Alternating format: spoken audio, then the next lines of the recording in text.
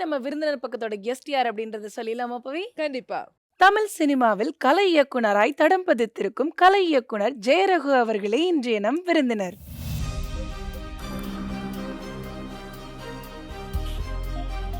வணக்கம். எப்படி இருக்கீங்க? நல்லா இருக்கேன். ஸோ பிக் வாழ்த்துக்கள். ப்ளூ ஸ்டார் மூவி வந்து ரிலீஸ் ஆகி சூப்பரான ரெஸ்பான்ஸ் வந்துட்டு இருக்கு. ஒரு ஆர்ட் டைரக்டரா எவ்வளோ ஹாப்பியா இருக்கீங்க? ரொம்ப ரொம்ப மகிழ்ச்சியாக இருக்குது. எங்க எல்லாருக்குமே வந்து படம் பார்க்கும்பொழுது தெரிஞ்சது வந்து இதுல எங்க செட் யூஸ் பண்ணியிருப்பாங்க, இதுல செட்டு போட்டிருக்காங்களா அப்படின்ற மாதிரிலாம் டவுட்ஸ் இருந்தது. ஆனா நிறைய இடங்கள் வந்து செட்டுன்னே தெரியாத அளவுக்கு ரொம்ப சூப்பரா ஒர்க் பண்ணியிருக்கீங்க. அதெல்லாம் எங்க இருந்து அந்த கலை ஞானத்தை வந்து கொண்டு வந்தீங்க சார்? நான் ஆக்சுவலாக ஃபைன் ஆர்ட்ஸ் காலேஜ் ஸ்டூடெண்ட் நான். இப்போ ஜெய் அண்ணன், ரஞ்சித் அண்ணாலாம் என்னுடைய சீனியரு. ஓ. அதனால் வந்து ஒரு செட்டு டிசைன் பண்ணுறதுக்கு வந்து ஒரு ஒரு க்ரியேட்டிவாக வந்து யோசிக்கக்கூடிய ஒரு சூழல் வந்து ஃபைன் ஆர்ட்ஸ் காலேஜ் நம்மளுக்கு கொடுக்கும் அது. அப்புறம் ட்ராயிங்கினுடைய சென்ஸு ஒன்று இருக்குது. இப்போ ஒரு எம்டியாக ஒரு நம்ம இந்த ஆப்ஜெக்ட் பார்க்குறதுக்கும் அதை வந்து க்ரியேட்டிவாக பார்க்குறதுக்குமான ஒரு வித்தியாசம் இருக்குது. அதனால் வந்து இந்த படத்தில் வந்து அந்த பீரியடுக்கான ஃபிலிம்ன்றதால ரொம்ப ரிசர்ச் பண்ணோம். அதை பற்றி ரிசர்ச் பண்ணி நானும் ஜெயனும் ரிசர்ச் பண்ணி அந்த அளவில் பெரிய அளவில் ட்ராயிங் பண்ணி ஒர்க் பண்ணி அவர்கிட்ட காட்டி ஒரு ஃபைனலாக வந்த பிறகு அப்புறம் ஸ்டேஜுக்கு இது செட்டு போகிறதுக்கு போனோம். செட்டு போட்ட உடனே அது நிறைய பேர் வந்து அதை பார்த்துட்டு செட்ட வேண்டிய வரைக்கும் வந்து ஆமா. அவங்களுக்கு தெரியல. அதே மாதிரி அரக்கோணம்ல 90s எப்படி இருக்கும் அப்படின்னு வந்து நீங்க ரொம்ப அழகா காமிச்சிருப்பீங்க உங்க ஆர்ட் டைரக்ஷன் படி. அந்த படத்திலேயே ரொம்ப சேலஞ்சிங்கா இருந்த ஒரு ப்ராப்பர்ட்டினா உங்களுக்கு எந்த விஷயம்? எந்த ப்ராப்பர்ட்டி? சேலஞ்சுங்க அந்த ஸ்ட்ரீட் தான் எனக்கு வந்து இதாக இருந்தது. அம்பேத்கர் ஸ்டாச்சு, அந்த ஸ்ட்ரீட்டு, டீ கடை, பஸ் ஸ்டாண்டு, இது எல்லாமே வந்து நான் ஏற்கனவே வந்து கர்ணன் படத்தில் ஒரு பஸ் ஸ்டாண்டு வரும். அந்த பஸ் ஸ்டாண்டு நான் அதுவும் வந்து செட்டாக வந்து கனெக்ட் ஆகாது. அப்போ இந்த படத்தில் வர்றது எல்லாமே வந்து அது பஸ் ஸ்டாண்டு வந்து நிறைய பேர் வந்து பஸ் ஏறுறாங்க நின்று. சொன்னாங்க. ஆமாம், நின்று இது பண்ணாங்க. டீ கடையில் வந்து டீ வந்து கேட்டு இது பண்ணாங்க. நீங்க ப்ளூ ஸ்டார் படம் பண்ணி முடிச்சதுக்கு பிறகு வந்து உங்களுக்கு கிடைச்ச ஒரு பெஸ்ட் காம்ப்ளிமெண்ட் அப்படின்னா யாரோட காம்ப்ளிமெண்ட் கிடைச்சது உங்களுக்கு? எனக்கு எஸ்எஸ் மூர்த்தியன் ஆர்ட் டைரக்டர் இருக்கார்ல, அவர் ஃபோன் பண்ணார். ஃபோன் பண்ணி படம் சூப்பராக இருக்குது அப்படின்னாரு. தம்பி நீ என்னப்பா ஒர்க் பண்ண அப்படின்னாரு. ஆனால் நாம் அதெல்லாம் செட்டு தான். நான் அம்பேத்கர் ஸ்டாச்சு, அந்த ஸ்ட்ரீட்டு, கிரவுண்டுக்கு பேக் சைடில் இருந்த மரத்துக்கு பக்கத்தில் இருந்த அந்த கோயில், அந்த வீடுகளெல்லாம் செட்டு தான். அப்படியே அது செட்டு போலே தெரியலையாப்பா அப்படின்னாரு. அந்த எம்சிஎஃப் கிரவுண்டுக்கும் ஆப்போசிட்டில் ஒரு டீ கடை, இதெல்லாம் செட்டு தான். நான் எதுவுமே செட்டு போலே தெரிலப்பா அப்படின்னாரு. ரொம்ப சந்தோஷமாக இருக்குதுப்பா அப்படின்னாரு. அதே போல் வந்து கதிர் அண்ணன் கதிர் அண்ணன் வந்து நட்சத்திர நகரம் பார்த்துட்டு வந்து எனக்கு ஃபோன் அடித்தார். தம்பி இதை போல் நான் கதிர் பேசுகிறேன் அப்படின்னாரு. இந்த ஃபஸ்ட்டு படத்துலேயே வந்து மிரட்டிட்டே, நான் ஒரு 50 படத்துக்கு மேலே பண்ணிக்கிறேன், ஆனால் வந்து இப்படி ஒர்க் பண்ணல, ஒரு பேய் போல் ஒர்க் பண்ணி வச்சுக்கிறியாடா அப்படின்னாரு. இந்த சின்ன வயசில் இப்படி ஒர்க் பண்ணிக்கிறியா அப்படின்னாரு. ரொம்ப மகிழ்ச்சிண்ணா அப்படின்னு. அதே மாதிரி ப்ளூ ஸ்டார் படம் வந்து தியேட்டர்ல போய் பார்த்தீங்களா? ஆடியன்ஸோட ரெஸ்பான்ஸ் எப்படி இருந்துச்சு? ரொம்ப மகிழ்ச்சியாக இருந்தது. அதுவும் யங்ஸ்டர் தான் அதிகமான கூட்டமாக இருந்தது. அவங்களுக்கு ரொம்ப பிடிச்சிருந்தது. கிரிக்கெட் மூவின்றதால நானும் வந்து வில்லேஜில் வந்து கிரிக்கெட் ஆடிட்டு வந்ததுன்றதால வந்து அது ஈஸியாக என்னால் வந்து புரிஞ்சிக்க முடிஞ்சது. பயங்கரமான ஆடியன்ஸ் கூட்டம் வந்து பயங்கரமாக இருந்தது. ஸோ நீங்கள் பேசுகிற ஸ்லாங்லேயே தெரியுது நீங்கள் வந்து சென்னை வட்டாரத்தை சுற்றி இருக்கக்கூடிய ஒருத்தர் அப்படின்னு சொல்லிட்டு. உங்கள் வீட்டில் வந்து நீங்கள் சினிமாக்குள்ளே போகிறேன் அப்படின்னு நீங்கள் சொல்லும்பொழுது என்ன சொன்னாங்க சார்? முதல்ல வந்து இந்த ஃபைனான்ஸ் படிக்கிறேன் அப்படின்னு சொன்னப்போ என்ன சொன்னாங்க சார்? இல்லை, நான் ஃபைனான்ஸுக்கு இப்போ காலேஜ் படிக்கும்போது வீட்டில் இருக்கும் யாருக்குமே தெரியாது. ஆமாம், தெரியாது. பஷீர் சாருன்ட்டு அவரும் யூமா சார் தான் என்னை வந்து கரசனூர் ஒரு வில்லேஜில் வந்து கார்ட்டூன் பேட்சுக்காக நான் வந்து 97-98 போய் சேர்ந்துருந்தேன். அப்போ அவங்க வந்து நல்லா வரையில, நீ வந்து ஃபைன் ஆர்ட்ஸ் காலேஜ் ஒன்று இருக்குதுன்னாங்க. அந்த வார்த்தை எனக்கு புதுசாக இருந்தது. அப்புறமா அவங்களுக்கு தான் நான் தபால் மூலிமா அப்போல்லாம் இப்போ இருக்கிற போல் எதுவும் கிடையாது. லெட்ரு எழுதுவேன், லெட்ரு வராது. அப்புறமா ஃபோன் அடிப்பேன். இங்கேருந்து ஒரு ஃபோன் பண்ணி கால் பண்ணாவே ஒரு 5 கிலோமீட்டர் நடந்து இல்லை சைக்கிளில் போய் தான் நான் கால் பண்ணணும். அப்படி இது பண்ண அப்புறம் அவங்க தான் என்னை வந்து காலேஜில் சேர்த்து விட்டாங்க. ஓகே. அதே மாதிரி இந்த ஆர்ட் டைரக்ஷன் ஆசை வந்து எந்த வயசுல வந்துச்சு? எப்போ வந்து ஆனா ஆர்ட் டைரக்டர் தான்ப்பா ஆவேன் அப்படிங்கிற ஒரு எனக்கு ஆக்சுவலாக ஆர்ட் டைரக்டராக ஆகணும்னு இல்லை, ஒரு வின்சென்ட் வான்கா போல் ஒரு பெரிய ஓவியனாக தான் இருக்கணும், அவரை போல தான் நம்ம இருக்கணும்னு தான் எனக்கு ஆசை. வான்காவை தான் எனக்கு ரொம்ப பிடிக்கும். பெருசாக வந்து சம்பாதிச்சாலும் வீட்டில் கொடுக்குறது கிடையாது, எதனா அப்படின்னு தான் இருந்திருந்தேன். கல்யாணம் பண்ணணுன்னு வரும்போது தான் அவங்க என்ன பண்ணிட்டாங்க, நான் பொண்ணு பார்க்கும்போதெல்லாம் ஃபைன் ஆர்ட்ஸ் காலேஜ் படிக்கிறேன்னே அவங்க என்ன புரிஞ்சுக்குவாங்கன்னா, பொண்ணு வீட்டுக்காரங்க பார்க்கும்போது ஓ பிஸ்னஸ் இதை படிக்கிறார் போல. அப்புறமா நான் என்ன சொல்கிறேன், கடைசியாக எல்லாமே போய் சொல்லுவாங்க, ஒரு மெட்ராஸில் வந்து 20,000 சம்பாதிக்கிறார் அப்படின்னு போய் சொல்லுவாங்க. எனக்கு பிடிக்கல. இல்லைங்க நான் வந்து படம் வரைவேங்க அப்படின்னு. ஓ சோத்துல படம் வரைவேங்களா? அப்போல்லாம் வந்து யாருப்பா அதெல்லாம் டிஜிட்டல் வந்துச்சுப்பா அப்படின்னாங்க. ம். சரி பொண்ணு தரலைன்னு என் ஃப்ரெண்டு வந்து கார்த்தி இருக்கிறான். அவன்கிட்ட சொன்னேன் நான், டேய் எதனா ஒரு வேலையை பாருன்னா. அப்புறமா தான் ராமலிங்கம் நம்பரை கொடுத்து இது போல் வந்து பேசுகிறா அப்படின்னா. அப்புறமா தான் ராமலிங்கன்ட்ட போய் ஜாயின் பண்ணேன். ஓ! அவர் ஜாயின் பண்ணும்போது கூட அவர் வார்த்தை சொன்னார். நான் அப்போ வந்து வெளில இருக்குன்ட்டு கண்மணி குணசேகரன் ஒரு சிறுகதை வச்சுருந்தேன். இப்போ எடுத்த உடனே ஒரு புக்கோட வரையாடா, என் கையில் இருக்கிற டிராயிங் எதுவும் இல்லையா அப்படின்னாரு. இல்லை நான் ஊர்லேருந்து அப்படியே வரேன்னு. சரி நான் படிப்பேன் அப்படின்னு படிப்பேன். இதில் ஒரு கதையை சொல்லு அப்படின்னாரு. அதில் ஒரு கதையை சொன்னேன். ரொம்ப இன்ட்ரெஸ்டிங்காக இருக்குது. நீ வேணா வெற்றிமாறன்ட்ட போய் சேர்ந்துடுறியா, ஆர்ட் டிபார்ட்மெண்ட் வேலைக்கு வர உனக்கு அப்படின்னாரு. சரி ஒரு மாதம் டைம் தரேன், யோசிச்சுட்டு பதில் சொல்லு அப்படின்னாரு.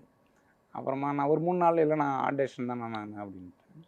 ஆனா பொதுவா அப்படிதான். சார் எப்பவுமே வந்து இந்த தமிழ படிக்கிறவங்க, எழுதுறவங்களுக்குலாம் வந்துட்டு, அந்த கதை கற்பனையாவே வந்து அது மண்டைக்குள்ள ஓடிட்டே இருக்கும். அத வந்து படமா காட்டணும் அப்படின்ற ஒரு சிந்தனை இருந்துட்டே இருக்கும். இப்போ உங்களுக்குள்ளயுமே ஒரு டைரக்டர் வந்து ஒளிஞ்சிட்டு இருப்பாரோ அப்படின்றது எங்களுடைய சந்தேகமா இருக்கு. உண்மையா தானே சார்? இல்லை அது ரஞ்சித் அண்ணன் கேட்டார் என்கிட்ட. ஆ. மெட்ராஸ் படத்தை அப்போ கேட்டார். என்னடா என்ன பண்ண இது ஆர்ட் டைரக்டரா அப்படின்னாரு. நான் யோசித்தேன். எப்படி அவரே சொன்னார், எப்படி ஆர்ட் டைரக்டர் ஆகிட்டு டேரக்டராக போறியாடா அப்படின்னாரு. இல்லை நான் ஆர்ட் டைரக்டர் தான் நான். அப்புறமா கபாலி ஷூட் அப்போ வந்து கோவாவில் கேட்டார். மறுபடியும் என்னடா ஆர்ட் டைரக்டரா நான் ஆர்ட் டைரக்டர் தான் நான். சரி ஓகேடா அப்படின்னாரு. ம். ஆனா காலேஜ் படிக்கும்பொழுது நீங்க இப்ப ஜெய் சார், ரஞ்சித் சார் எல்லாருமே வந்து உங்க சீனியர், ஜூனியரா இருந்தீங்க இல்லையா? அப்பவே வந்து இந்த படங்கள் பண்ணணும் அப்படின்ற மாரி டிஸ்கஷன்லாம் ஓடுமா? உங்களுக்குள்ள ஒரு பாண்டிங் இருந்ததா அப்பவே? இல்லை ஜெயண்ணா ரஞ்சித் அண்ணா காலேஜ் முடிச்சுட்டு வந்த பிறகு தான் நான் போய் ஜாயின் பண்ணுறேன். ஓ! ஓகே. அப்ப ஃப்ரெண்ட்ஸ் இல்லையா காலேஜ் டைம்லலாம்?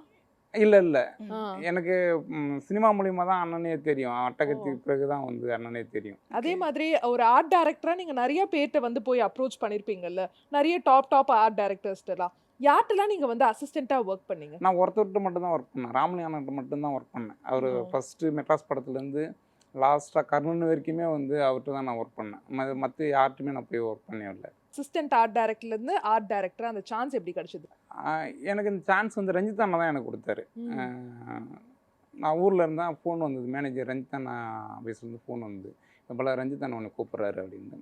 அப்புறமா தம்மனுடைய ஸ்கிரிப்ட் அந்த வெப்சீரியில் அந்த இதை கொடுத்தாரு. இது வந்து ஒர்க் பண்ணுறா அப்படின்னாரு. அப்புறமா வந்து இது நான் நட்சத்திர நகரது வந்து மறுபடியும் வந்து கூப்பிட்டு நான் இந்த ஒர்க் பண்ணுறா அப்படின்னு சொன்னார். மெட்ராஸ் படத்துல நீங்க வொர்க் பண்ணும்போது கத்துக்கிட்ட சுவாரஸ்யமான விஷயங்கள்னா என்னென்ன விஷயங்கள்? அதுவும் வந்து அந்த ஸ்லம் ஏரியா சார்ந்த ஒரு இதுன்றதால நான் ஃபஸ்ட்டு பண்ணுறதால ரொம்ப ஒவ்வொரு பொருளுமே வந்து ஒரு மெட்டோஃபராகவே இருந்துனே இருக்கும். அதை வந்து நான் எப்பயுமே நான் அசிஸ்டண்ட்டாக இருக்கும்போது எந்த படத்துலையுமே வந்து சிலது அப்படியே அவங்களுக்கு தெரியாமே, டேரக்டர் தெரியாமே அதை நான் பண்ணணுன்ற போல யோசிச்சுனே இருப்பேன். ஆனால் கதையை சார்ந்து தான் வைக்கணும்னு ஆசைப்படுவேன் நான்.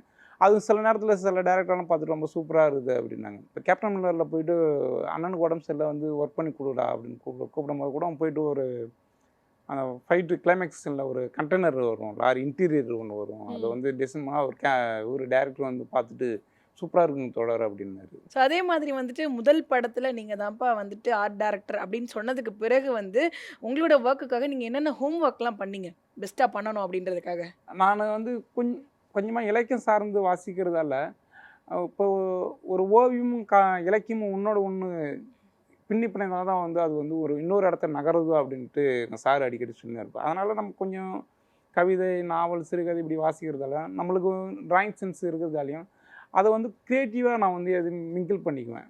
ஒரு டைரக்டர் வந்து இந்த ப்ராப்ஸை வை அப்படின்னாங்கன்னா நான் அது சார்ந்து நான் ரொம்ப யோசிப்பேன். அது யோசிச்சுட்டு அதுக்கு இப்போ ஒரு 10, 20 ஸ்கெட்சாவது ட்ராயிங் பண்ணி இப்படி பண்ணலாம் அப்படி பண்ணலாம். அதன் பிறகு தான் நான் வந்து அந்த பொருளே வந்து இது பண்ணுவேன். எடுத்த உடனே ஒரு பொருள் வை அப்படின்னோடனே நான் உடனே அந்த ப்ராப்ஸை வச்சிட மாட்டேன். ஓகே. ரெடிமேடை விட என்னுடைய மூளை மேடுக்கு தான் வந்து அதிக ஆமாம் முக்கியத்துவம்ன்றீங்க. Super super. சார். அதே மாதிரி கபாலி, காலா இந்த மாதிரி டாப் பிக் மூவிஸ்லலாம் வந்து அசிஸ்டன்ட் ஆர்ட் டைரக்டரா வொர்க் பண்ணீங்கல்ல. அங்க வந்து எப்படி எக்ஸ்பீரியன்ஸ் இருந்துச்சு உங்களுக்கு? எனக்கு ராமலிங்க அண்ணன் வந்து அந்த செட்டு போகிறதுக்கான இதை வந்து எனக்கு ஒரு ஃப்ரீடம் கொடுத்தாரு. சொல்லிவிடுவார், இது போல் பண்ணணுன்டான்ட்டு எல்லாத்தையும் சொல்லிவிடுவார். அந்த ஒரு இடத்தோடனே அப்படி ஒரு நம்பி யாரும் கொடுத்துட்டு மாட்டாங்க.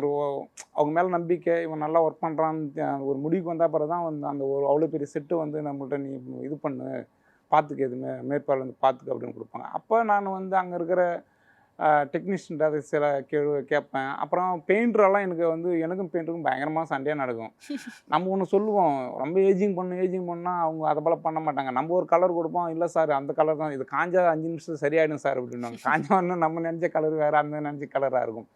அதுபோல் அந்த பெரிய ஏரியா அங்கே அந்த ஒர்க் பண்ணும்போது இந்த இதெல்லாம் நம்மளுக்கு கிடைச்சிச்சு. அப்போ நம்ம படத்துலலாம் இது போல் பெயிண்ட்டும் கூடக்கூடாது, இது போல் கார்பெண்டரும் கூடக்கூடாது, நம்மளே இருந்து பார்த்துக்கணுன்ற போல தான் நான் ஒர்க் பண்ணுவேன். அதே போல் தான் அந்த ப்ளூ ஸ்டார் கூட செட்டு போடும்போது அந்த ஏஜிங்கெல்லாம் நானே பண்ணது. அவங்கள கூட நான் உடையவில்லை, நானே பேப்பர் எடுத்து என் ஃப்ரெண்டுங்க அவங்களும் சஜிஷு, கார்த்தி, சுசில் இவங்க எல்லாமே ஃபைன் ஆர்ட்ஸு, நாங்களே தான் வச்சு ஏஜிங் பண்ணாங்க. Super. And super star Rajinikanth sir, அவரை நேரில் பார்த்துருப்பீங்க, அவரோட ஒர்க் பண்ணீங்க. ஸோ எப்படி இருந்துச்சு அந்த 2 படமும், காலா அண்ட் கபாலி? ரொம்ப ரொம்ப சந்தோஷமாக இருந்துச்சு. நம்ம சின்ன வயசில் டிவியில் பார்த்துன்னு இருப்போம். நான் வில்லேஜ்ன்றதால தேங்காயில் கற்பம் வச்சுன்னு உடைக்கிறதுக்காக வெயிட் பண்ணுறோம். ஃபஸ்ட்டு படம் விஜயகாந்த் படமா ரஜினி படமான்ற போல் ஒரு சண்டை நடக்கும். ரஜினிகாந்த் படத்தை பார்த்து நிறைய பேர் நான் ரசிகராக விஜயகாந்த் ரசிகராக இருந்தேன், ரஜினி சார் ரசிகராக இல்லை. அப்போ என்ன நடக்குன்னா, நான் நேரில் ரஜினி சார் இப்படி கிராஸ் பண்ணி பார்க்கும்போது எனக்கு ஒரு பயங்கரமாக தான் இருந்துச்சு. ஊரில் டிவியில் பார்த்துருந்தோம், இன்றைக்கி லைஃப்பில் நேரில் பார்க்குறமேன்றது ஒரு சந்தோஷமாக இருந்தது. அதே மாதிரி பிக்கெஸ்ட் செட்னா நீங்கள் ஒர்க் பண்ண படங்களில் கபாலி இருந்ததா சார்? ஏன்னா பயங்கர ஒரு காலா தான், ஓகே, காலா தான் பெரிய செட்டு. ஓகே. ஏன்னா கபாலிலையும் மலேசியா அது டாப் வியூ மட்டும் தான் செட்டு பண்ணோம். ஓகே, டாப் வியூ அந்த மலேசியா ஸ்ட்ரீட் செட்டு பண்ணோம். அதோட பெரிய செட்டு காலா தான். ஓ, காலா அங்கிருந்து 1/2 கிலோமீட்டர் நடந்தே போற அளவுல இருக்கும். அவ்வளோ பெரிய செட்டு. அவ்வளோ பெரிய செட். அந்த தாராவி ஃபுல்லாமே தாராவி ஃபுல்லாவே. ஓகே. நாங்க பார்த்த தாராவி அது ரியல் தாராவியா இல்ல செட்டு தாராவியா? எல்லாமே செட்டு தான். செட்டு தானா?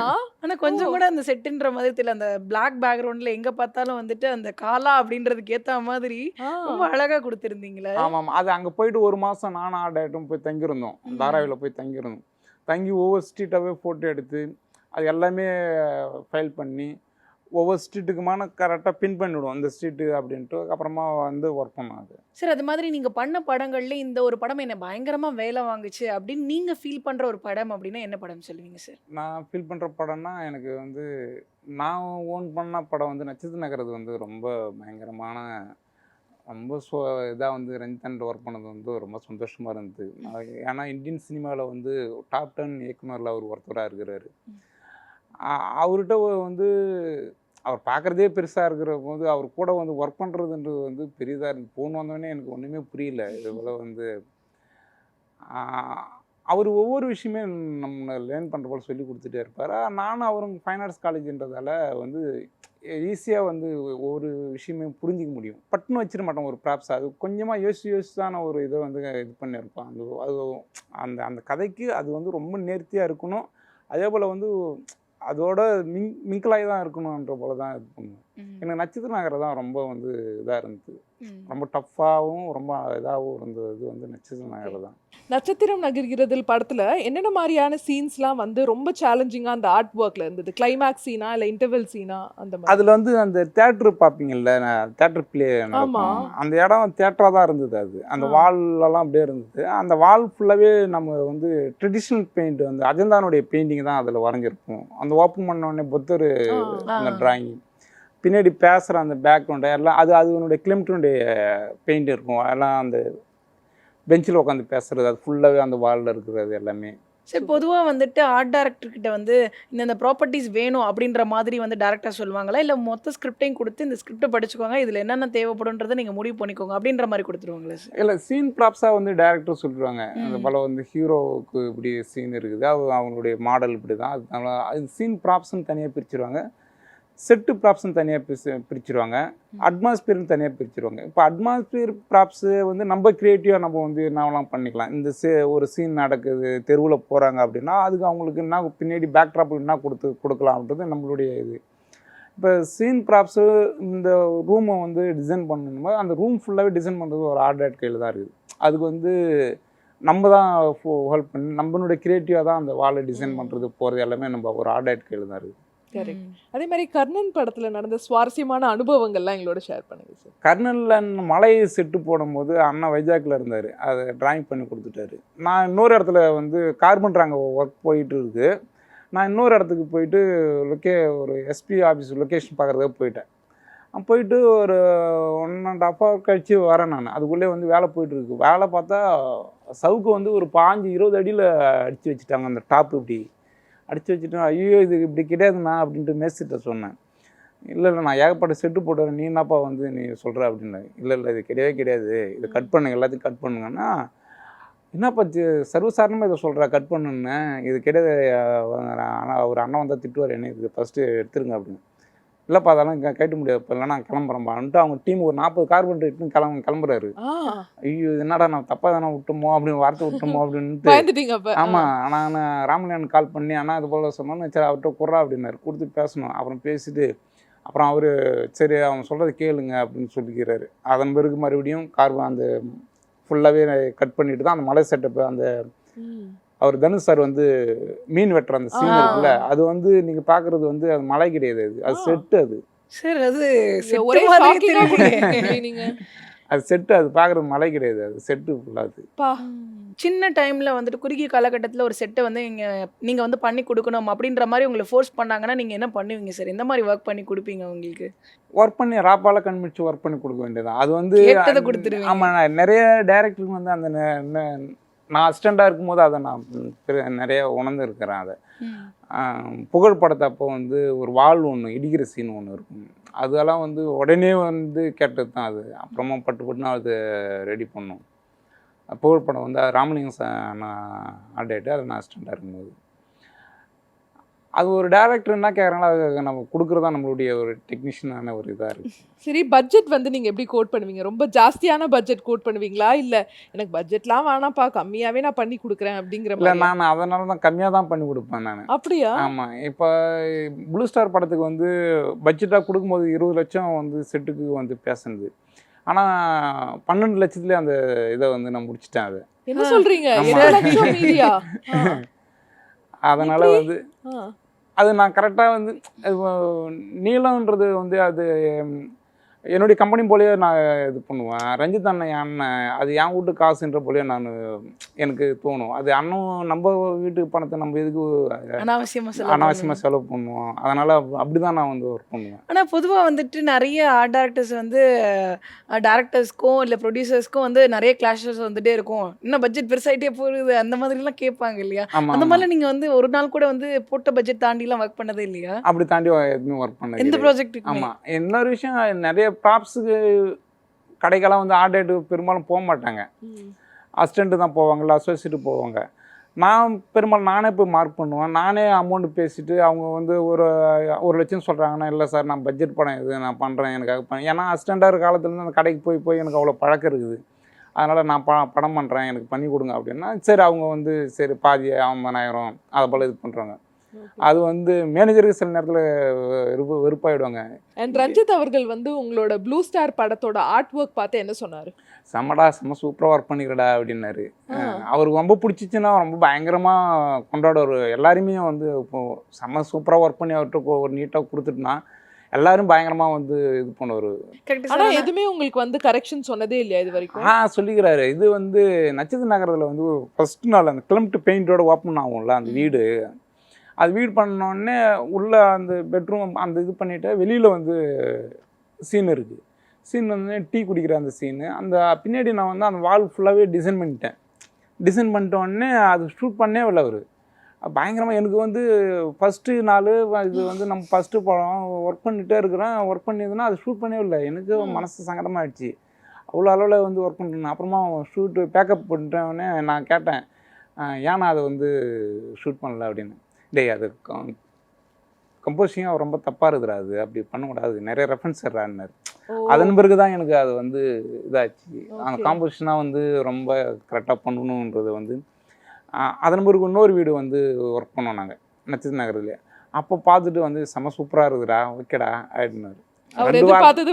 ஆமாம், அது ரொம்ப சூப்பராக ஒர்க் பண்ணிட்டுனா 2 ரொம்ப சூப்பரா ஓகேடா, அவ்வளோதான். அந்த வார்த்தை வந்துட்டா நம்ம வந்து வானத்தில் மிதக்கிற போல இருக்கும்.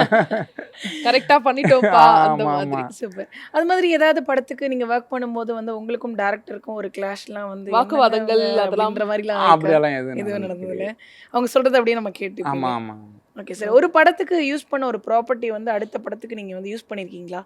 இல்லை அங்கே இருக்கிற சிடி கடையில் இருக்குது, ஃபிலிம் தேட்டரில் இருக்குது, எல்லாமே தமிழ் சினிமாவில் எல்லா கடையுமே எல்லா பொருளும் யூஸ் பண்ணி தானே இருக்கிறாங்க. அது ஃப்ரேமாக வித்தியாசமாக வைக்கும்போது அது தெரியாது. அந்த கதையோட இதாக பார்க்கும்போது தெரியாது.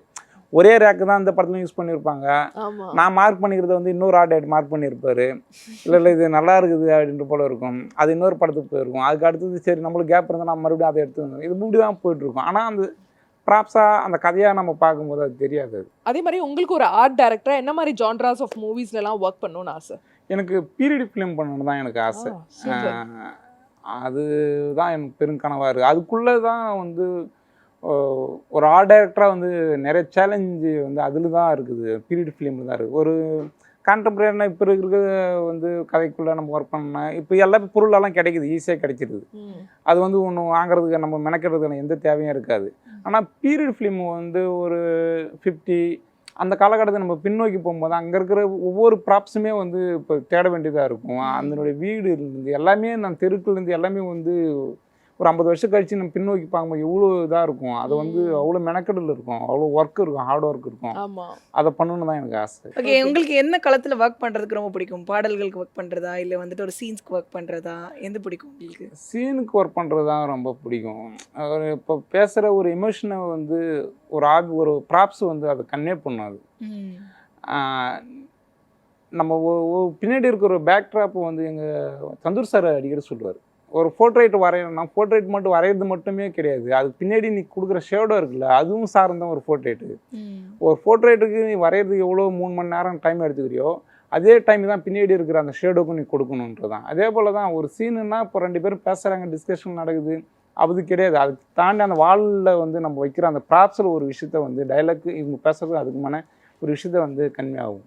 அதை சீனுக்கு ஒர்க் பண்ணுறது தான் ரொம்ப பிடிக்கும். சூப்பர். அண்ட் நாங்கள் கேள்விப்பட்டிருக்கோம் இந்த மாதிரி ஆர்ட் டைரக்டர் ஆனாலே ஃபாரினாக சுற்றலாம்ப்பா, ஃபாரின்லலாம் வந்து இந்த மாதிரி சாங் சீக்வென்ஸ் லொக்கேஷன்லாம் இருந்ததுன்னா ஜாலியாக போகலாம், சுற்றுலா பயணம் மாதிரி போயிட்டு ஒர்க்கும் பண்ணலாம். அந்த மாதிரி நீங்கள் போயிருக்கீங்களா ஃபாரின்னு? இல்லை அடுத்தடுத்த படங்களில் போகிறீங்களா? அடுத்தடுத்த நம்ம படம் வந்து எல்லாமே சென்னை சார்ந்தான் வந்து இருக்குது. ஏன் இப்படி வருதுன்னு நம்ம கேக்குறீங்களா? இப்போ இவருடைய ரஞ்சிதானுடைய அசோசியேட் மோசஸ் படம் எடுக்க போறாரு. Okay. அப்போ கூட கேட்டேன், மச்சி என்ன மச்சி நீ எங்கன்னா வந்து ஊட்டி அப்படி கேரளா கோவா ஏன்னா இட்டு போக மச்சி என்ன சென்னையிலேயே கொடுக்குறீங்களேப்பா அப்படின்னு. என்ன மச்சி இப்போ நம்ம கதையை வந்து சென்னை சார்ந்தானே இருக்குது அப்படின்னாரு படம். ஸோ ஒரு ஆர்ட் டைரக்டராக வந்து ப்ளூ ஸ்டார் மூவி வந்து ஃபுல் அண்ட் ஃபுல் வந்து ஸ்போர்ட்ஸ் பேஸ் பண்ண மாதிரியான ஒரு படம். அந்த படத்துக்கு வந்து நீங்கள் என்ன மாதிரியான ரெஃபரன்ஸ் எல்லாம் எடுத்துக்கிட்டீங்க சார்? என்னென்ன படங்கள்லாம் பார்த்து இதில் இப்படி பண்ணியிருக்காங்க, நம்ம இப்படி பண்ணணும் அப்படின்ற மாதிரி என்னென்ன ரெஃபரன்ஸ் எல்லாம் எடுத்தீங்க சார்? நான் எங்கள் ஊரில் நான் வந்து கார்பால் டீம் கேப்டன். நான் ஓ சூப்பர் சார். பிளேயர் அப்போ நீங்கள்? ஆமாம், நான் இதனால 11th வந்து 2 வருஷம் ஃபெயில் ஆகிருக்கிறேன் கிரிக்கெட்னால. ஆமாம். எங்கள் அப்பா வந்து அதில் டைலாக் வரல, அந்த அம்மா வந்து பேட்டை வந்து உடச்சிடுவான்ட்டு எங்கள் அப்பா நிறைய ஐட்டம் பேட்டை வந்து உரலில் போட்டு உடச்சிக்கிறாரு. அதனால் வந்து அது அந்த அந்த பீரியடுக்குள்ளே நான் இருந்ததால அதே வயசு அந்த இது இருந்தாலும் எனக்கு ரெஃபரன்ஸாக இல்லாமல் என்னோடய லைஃப்குள்ளேயே வந்து நிறையா வந்து அதுக்குள்ளே நம்ம பார்த்து கடந்து வந்தது. ஆமாம், அது பேடு இல்லாமல் ஆனதெல்லாம் நானும் அதை போல் ஆடிக்கிறேன். நான் ஓப்பனிங் பிளேயராக ஆடுவேன், பேடு இல்லாமல் தான் ஆடிக்கிறேன். இன்ன வரைக்கும் இந்த விரல் கூட வந்து சரியாக இதாகாது கார்பாலில் வந்து பட்டு.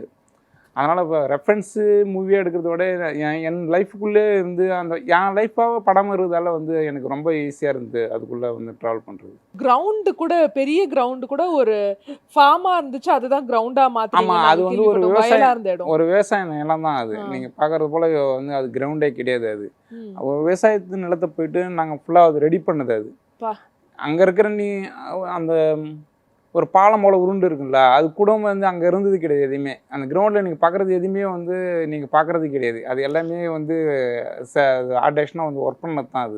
அது எவ்வளோ நாள் ஆச்சு அந்த கிரவுண்ட் பண்ணுறதுக்கு? கிரவுண்ட் பண்ணுறதுக்கு வந்து ஒரு 15 days ஆச்சு அது ஒர்க் பண்ணுறதுக்கு. அது வந்து ஃபுல்லாக வந்து ஜேசிபி வச்சு நிறவி. அப்புறமா என்னன்னா டைரக்டர் என்ன சொல்லிட்டாரு, ஃபுல்லாகவும் வந்து பில்லு இருக்கக்கூடாது ஆனால் பில்லும் இருக்கணும்ட்டாரு. சொல்லும் போது வந்து டேய் ஃபுல்லாக வந்து நிறைவிடாது ஆனால் பில்லு இருக்கணும், ஆனால் பில்லும் அதிகமாக இருக்கக்கூடாது. இப்போ நான் ஆமாம் அப்படி தான் இருக்கும். ஒரு வில்லேஜ் கிரவுண்டுன்னா வந்து அப்படி தான் இருக்கும். ஒரு இடத்துல வந்து அதிகமாக புல் இருக்கும், ஒரு இடத்துல இருக்காது. ஏன்னா சரியான மெயின்டைன் இல்லாமல் தானே இருக்கும்.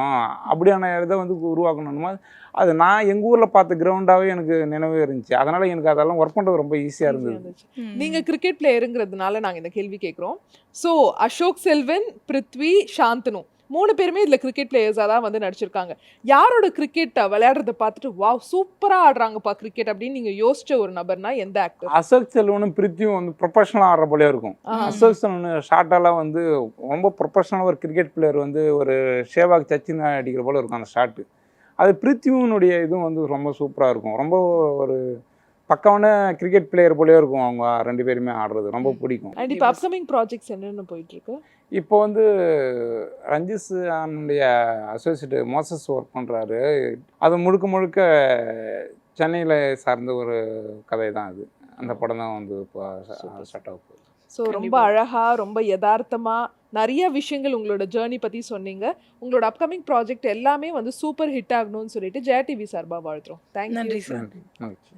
ஓகே வியூவர்ஸ், இன்னைக்கு நம்ம விருந்தினர் பக்கம் செக்மெண்ட் வித் ஆர்ட் டைரக்டர் ஜெயரகு ரொம்பவே சூப்பரா இருந்துச்சு. நிறைய சுவாரஸ்யமான விஷயங்கள் ஷேர் பண்ணாரு. கண்டிப்பா உங்களுக்கும் பிடிச்சிருக்கும்னு நம்புறோம். இதே மாதிரி இன்னொரு சூப்பரான செக்மெண்ட் காத்துட்டு இருக்கா. அதை பார்க்கறதுக்கு முன்னாடி ஒரு சின்ன பிரேக். இது காலை மலர்.